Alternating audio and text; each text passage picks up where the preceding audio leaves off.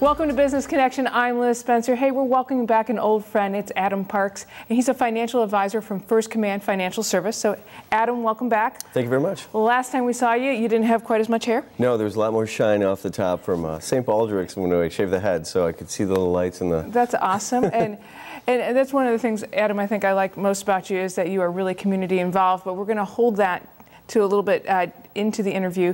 But tell me a little bit about what you're trying to do with First Command.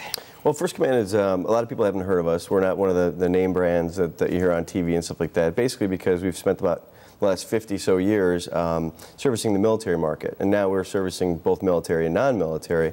So it's got a kind of a unique story to it. Founded 50 years ago by Lieutenant Colonel Carroll Payne, and what he had done is he had lost about 20 so of his men in a training exercise, and because he was the older person, he had to go and knock on the doors of the spouses and kind of let them know.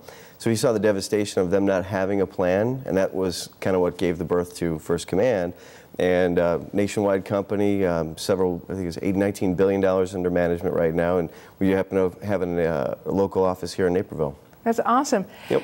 Adam, it's a better time now. We've had some rough years, and now I think people are a little bit optimistic. But what should we be thinking about for our own personal finances? Really, the biggest thing is just get a start. You know, whether you're, get a start and get a plan.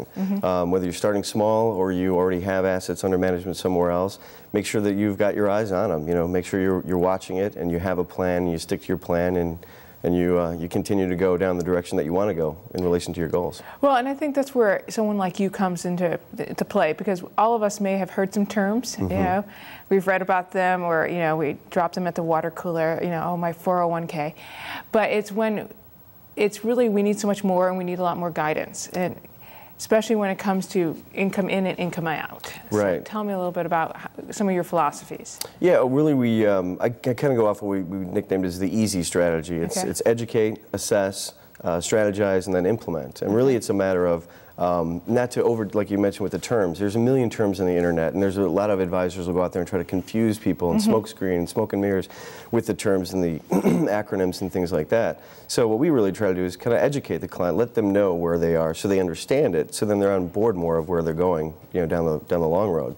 I think lots of us, fear the financial advisor a little bit, or getting started, or maybe switching if we're not seeing any action, because we don't want to appear unknowledgeable, or worse yet, that we're off that mark. Right. What do you advise us to do?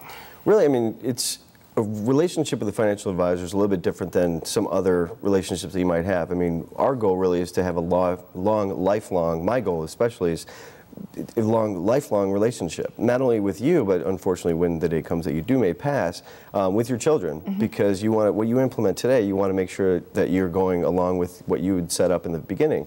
So having that long-term relationship with an advisor is important. You also want to have them to be somebody that you get along with. I got a guy, a trusted friend. You know, if I'm going to have a car repaired, I want it to be my guy Matt from Clark's Car Care, because I trust him, right? He's my guy, and I know he's not going to, you know, he's always got my back. Whereas, same thing with me, I want to have my clients' back. My clients are my friends are my clients.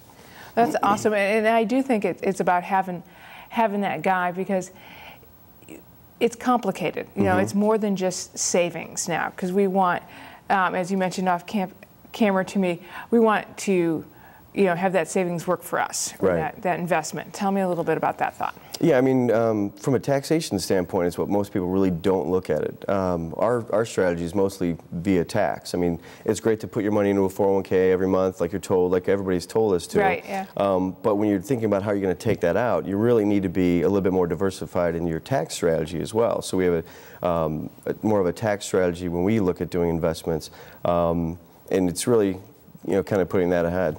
That's right. Well, and it's valuing ourselves. You know, my parents are from the Depression era, so I have savings drilled into me. But they also said something I thought was really very good piece of advice: pay yourself first. Yeah, absolutely. Yeah, we had mentioned over the off air the book Richest Man in Babylon. It's all about paying yourself first.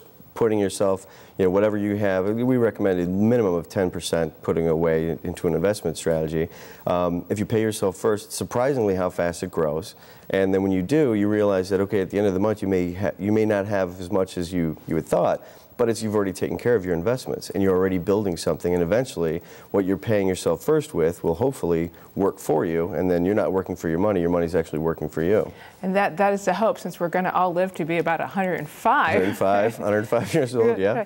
Now, Adam, you are really involved with the community. You were named Rookie of the Year by the Naperville Noon Rotary, and just recently at the Naperville Magazine Best of Naperville Awards, you were the Best Investment Advisor in Naperville. So congratulations. Those are fun awards. It's a great night. And you have a couple charities that are near and dear to you. Tell me a little bit about them and why you're involved. Yeah, I'm involved with Blessings in a Backpack is one that I've been doing for a while. That's why we came on the show last time. Basically, it's funding kids that don't have enough money on the weekends to be fed with their family. So the ones that are on free and reduced lunch through Monday through Friday, on the weekends they would go home and they would have no food. So my wife had been telling me about this need for years, and then last summer I met the director, Romana, from Blessings in a Backpack, put the two and two together, and we did a feel-good fundraiser, which is something I do once a year, and we raised $20,000, which created funding for these backpacks for the weekends. And this year, actually, we're going to do the 6th annual Feel-Good fundraiser, and that'll go to benefit I Support Community, which is a new non-for-profit in town, which is terrific. Awesome. Yeah. Well, I think that's wonderful. I think that's Naperville's a unique community because so many businesses give back to the community and get involved with a not-for-profit. For sure. And that just helps build community. Yeah, it's interesting. Starting off in my career, it was all about prospecting, and then now as my career has gotten more referrals, the time that I used to spend prospecting, I'm using that to give back to the community. That's been so good for me. Well, it all is about thinking forward. Yeah. Whether you're investing or whether you're investing in the community, either way, you got to think ahead. That's right. Adam, it's nice to see you. Thanks so much for stopping by. Great to be here. We're always happy to hear about what you're doing. And we're going to be right back with more Business Connections. Stay tuned.